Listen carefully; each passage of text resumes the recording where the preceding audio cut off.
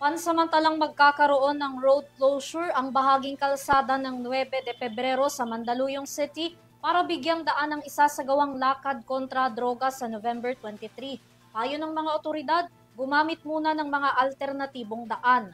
Alamin ang balita mula kay Catherine Landicho. Magkakaroon ng pansamantalang pagsasara ng kalsada sa kahabaan ng 9 de Pebrero sa Mandaluyong City bilang bahagi ng isinasagawang lakad kontra droga sa November 23. Ayon sa anunsyo ng pamahalang lungsod, sarado sa trapiko ang naturang kalsada mula alas 10 ng gabi ng November 22 hanggang alas 9 ng umaga sa November 23 upang bigyang daan ang aktibidad. Pinapayuhan ng mga motorista na gamitin muna ang mga alternatibong ruta, kabilang na ang New Favela Road, Martinez Avenue, Shaw Boulevard, Acacia Lane, Ortigas, P. Cruz, Bonyat at iba pang bahagi ng 9 de Pebrero.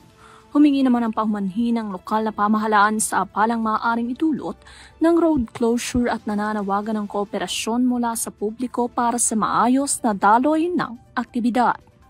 Para sa RTV News, Catherine Landicho, sumasaludo sa bawat Pilipino.